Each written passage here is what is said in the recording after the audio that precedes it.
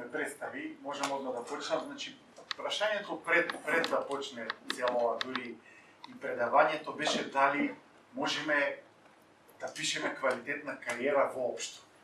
В принцип е невообичаено за кариера да се каже дека е квалитетна, ама јас од целокупното искуство што го имам, баш сметам дека не мора да е метеорска, не мора да е бомбастична, не мора да е не знам каква, мислам дека треба да биде квалитетна. И што во суштина значи тоа квалитетна кариера? Бидејќи се работи за период од повеќе години, генерално подразбира дека луѓето што ја работат треба некако, мислам, тешко дека можете да планирате каква ќе ви биде кариерата. Ама треба да има некаков природен раст и развој на самата кариера и во текот на развојот на кариерата, вие како луѓе да се градите за да можете да одговорите на понатамошните предизвици.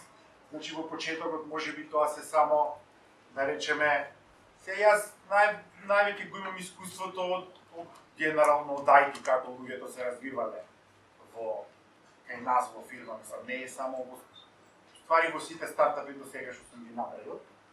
Генерално, значи почнува со едноставни, можеби на изглед таскови, каде што в принцип треба генерално да учите да работите, со тоа што понатака ќе треба, како што ќе се развивате, да преземете некакви одредени чекори на одговорност за работата што ја презимате.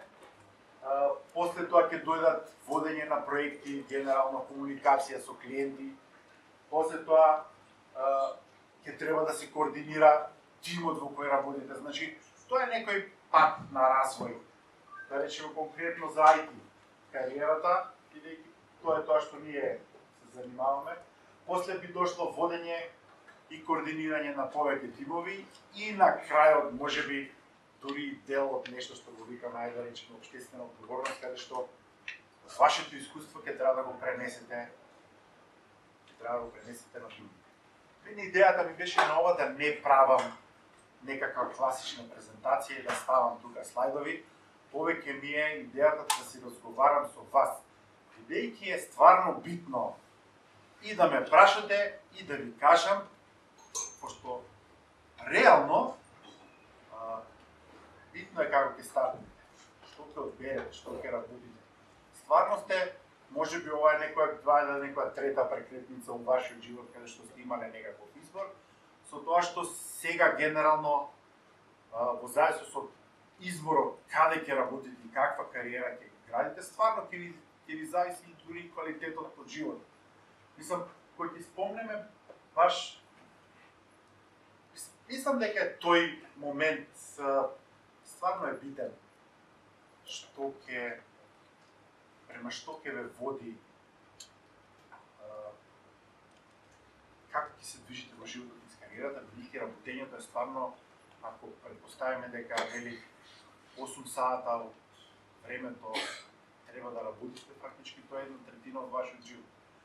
И сега многу е битно да најдете начин да работите работата што си ја сакате. Мислам, тоа е можеби најбитната работа, ама исто така треба, за да можете тоа да го одберете, треба да генерално да знаете што сакате. И сега, не знам, еве тука сега, тоа е тие што имаат почеток. Дали, еве сте се запрашали ли дали стварно знаете што сакате да работите? Да.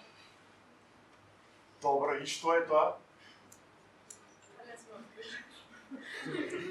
Точно. Како ќе открие? Значи, пробаме, треба да пробате све, многу има и многу фирми. В принцип и тие се работи. Значи, работното место како кариера, покрај тоа што вие треба да откриете што работите, генерално тоа можете да го пробате прво вие из вашите лични афинитети. Втората работа е евентуално со некакви пракси. Значи, тука има некои девојчици што например дојдоа на пракса во втора година. Па откриеш што ги интересира. Или што не ги интересира, не знам. А? Јас бев. Добро и? Многу позитивно искуство. Мислам дека тамане втора година така се почна на пракса за да се добие впечаток каква е таа работна атмосфера. Значи генерално таму можете да ги осетите тие треба и тоа да биде направено. Например, лани пошто сега да речеме дојде треба да се обезбеди пракса, втора година е многу рано да почне некој да работи. И фактички измисливме проект кој by the way излезе подобар од колку проект што е на пазар. Значи буквално две практикантки што малтене нели како беше очекувањата беа дека некој ќе седне ќе ви покажува нешто, ама тоа не функционира баш така. Значи многу луѓе што почнуваат дури кога барат кариерата и сега ги слушам. Вика ние се договоривме со фирмата дека треба да дојдеме да работиме на пракса и дека таму некој наш нешто ќе ни покаже. Не, тоа е, значи тоа може да има некаква култура во фирмата каде што на практикантите или дури на помладите луѓе некој ќе им покаже. Ама нема да седне да ве фати за рака и да ви куцка. Реално, оној момент кога некој ќе сака да ви покаже или ќе треба да ви покаже е моментот кога ќе заглавите, кога стварно немате информација за нештото, ако треба да се интегрирате со нештото и така. Значи треба да бидете спремни. Втората работа, по принцип сакам да ви ја кажам, значи начинот да одберете што ви се бендисува, можеби е тој да пробате технологии што можете сами дома да ги пробате, да пробате релативно рано да отидете на пракса, чисто да се запознаете со различните работи. Реално и да си прочитате малце, бар денеска на интернет имате што сакате, како сакате. Значи тоа е битно за да видите вие што сакате. Втората работа од која ќе видите вие што сакате, ќе треба малце да ги истражите фирмите кои ќе ви ја пружат таа работа. Значи, ако вие сакате Node.js да програмирате, може еден од изборите да видиме ние. Ама ако сакате Java, е малце тешко кај нас. Треба од прилика да знаете дури кај би барале пракса, кај би барале работа. Значи, тие се некои моменти, не знам дали сте свесни за тоа. Немојте, еве да речеме и првата работа која ќе ви ја побараат. Значи, немојте секогаш да тргнувате од себе, заради тоа што сепак вие треба да бидете дел од еден тим и сепак вие треба да комуницирате со тој тим и доколку све биде исполнето од надворешните услови, можно е да фейлне на тој момент, дека вие не сте спремни да соработувате со нив. И тука џабе ќе ви биде приказано. Значи пред некое време генерално среднав на интернет една дискусија каде што едно девојче вика добив понуда да работам во фирма во која што има седиште, не знам таму кај што сакала да живее, и втората е нешто друго што сакала она да работи. Ама во дискусиите после гледам цело време додека се дискутираше, све беше врзано само со незе или со некакви гледања на луѓето што и беа колеги. Ама тоа никако па не одразува реалноста. Што значи ќе одберете вие место каде што имате некоја фикс идеја, а што ќе пружите вие таму? Дали ќе се снајдете, дали ќе може да пружите? Значи кога ќе го гледате вашиот интерес, треба да го гледате вашиот интерес, заради тоа што по принцип дури јас се водам кога се прави развој на луѓето или кога се класифицира кој кај ќе работи. Најбитното е тој некој што треба да работи тоа што му лежи или го сака. Значи, не ви кажам дека тоа под прва може да се погоди. Сме имали ситуации кај што луѓето после осознаваат што им треба, али генерално и тој момент треба да го разгледувате. Добро, оваа фирма ми нуди тоа да работам. Ама дали јас реално можам да придонесам таму? Може би некоја друга фирма ќе ви понуди нешто друго што можда не е толку атрактивно. Ама ако вие подобро се снајдете таму, ако околината ви одговара, тогаш де факто треба да го направите тој избор. Бидејќи тоа сега може и да е сјајно, па ќе отидете таму и да не одговара. Значи, кога ќе размислувате за кариерата, размислувате нормално дека прво и основно е дали вие ќе се најдете таму, ама од кога ќе го откриете тоа прашање и ќе го правите избор, вториот тежински фактор е колку вие ќе придонесете за таа фирма, за таа околина, за тој тим. Дали таму ќе се снајдете? Секогаш треба да ги гледате да работите од двете страни, заради тоа што дури она кога ќе нели сега некои барат луѓе, некои барат со искуство, некои барат без искуство, ретко барат без искуство, ама во суштина тие се моментите каде што се многу битни. Значи да пробате да осознаете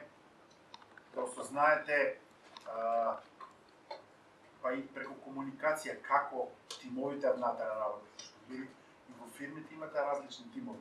Значи фирмата може да ви понуди нешто, ама не е срамно да се праша. Денеска треба да се прашате. Прашате колеги имате. Прашате ги директните учесници во, стигнете некако до нив, барем денеска, Facebook, LinkedIn. Абе дечки, како е кај вас, што се прави? Ќе кажат они, треба да бидете малци вешти у тоа. Понекогаш е многу лошо ако тоа што сум го сретнал, например, ние имаме многу мал обрт на луѓе, до сега мислам дека си има отидено само еден човек. И генерално кога, да речеме, него ќе го праш, дури, си отишол. Дури и него треба да го праш, пошто тој кој си отишол знае зашто си отишол. Може би отишол заради тоа што не се нашол од Африка, знам. Или има некоја добра опција. Најубаво е да ја знаете. Мислам да ја знаете приказната каде сакате да влезете. Бидејќи вашиот contribution таму, исто така ќе ви помогне да имате квалитетна кариера. Ќе дојдеме моментот дека сте го решиле тоа, сте добиле пракса. Многу често во последно време фирмите тоа го дефинираат пракса да се почне, па да почне да се работи. Кај нас генерално тоа е практика, освен не е освен, него со сите тоа го преговараме, со тоа што оние што имаат искуство реално многу брзо почнуваат со работа. Како да ви кажам, се договориле месец дена пракса. Ако јас видам дека некој продуцира и си ја завршува работата одма, и ако тој код што ќе го создаде, ќе го ставиме ние кај клиент и од тоа наплатиме пари, сигурно човекот почне да работи. Дури кога ќе почнете да работите, гледајте да придонесувате. Повеќе се ценат од ние луѓе што ги решаваат проблемите, а не што ги измислуваат. Пошто ако не знаете, не знам, барем кај нас во фирма, ако некој не знае, не е срамно да праша. Треба да има отвореност у тој контекст, заради тоа што бидете свесни дека што порано се најде проблемот, толку побрзо некој ќе влезе да ја помогне. За сега како организирана фирмата, не знам, кај нас така функционира тоа. Што порано проблемот на маса, што порано видите дека не може да го решите, толку побрзо ќе се реши, бидејќи некој ќе ви ускокне да го направи тоа. Тоа се тие моменти, треба да бидете колегијални, треба да сте свесни дека од вас се очекува. Многу често, кога ќе дојдат луѓето од факултет, спомнуваат зашто сакаш тука да бидеш, сакам да учам. Мислам, тоа е, ние од фирмите не очекуваме дека луѓето што треба да ги запослиме треба да учат. И па тие завршиле факултет, треба да знаат. Ама човекот учи додека е жив. Се слагаме, кај нас е посебно таква некоја приказна и за тоа ќе дојде време кога ќе збориме за некои професионални унапредувања. Правиме муабет за моментот, излегам од факултет и не знам ништо. Малце проблематично е, не е дека не знаете, сите нешто сте знаеле, само треба малце да опробате, да го создадете, да го искреирате, не е дека тие 4 години се потрошени без везе. Некој нешто сега да праша нешто, да отвори муабет, го интересира за овој стејдж, пошто овие моменти се битни. Битно е дури и кога ќе бидете на интервју од одреден интерес да искажете. Значи убаво е, јас сум приметил дека генерално добро средено CV дава малце предност.